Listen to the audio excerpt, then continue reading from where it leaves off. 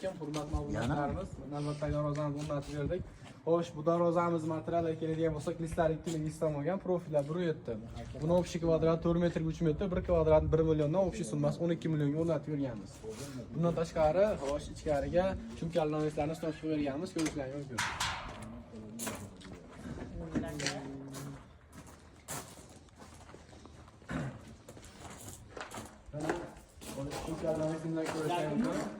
Bu navesimizni materialga keladigan bo'lsak, stoykalariga 8 qalin profillardan foydalanganmiz. Bu stoykalar qalinligi 1.7 sena bo'ladi. Xo'sh, tepa tomoniga keladigan bo'lsak, 3 qavat materialdan foydalanganmiz, ya'ni tepasiga 0.4 tunuka bo'ladi, o'rtasida skleta bo'ladi. Hamda tagida kraskalangan oq panelimiz bo'ladi. Xo'sh, buni qorlariga keladigan bo'lsak, Toyota profillardan 1.5 sena foydalanganmiz. Firmalariga to'rt profillardan foydalanganmiz, ko'rishlaringiz mumkin. Xo'sh, buni har bitta oralig'i firmasini 1.30 ga qo'yganmiz, chadalari 50 sm terib berganmiz. Ko'rishlaringiz juda ham chiroyli chiqqan.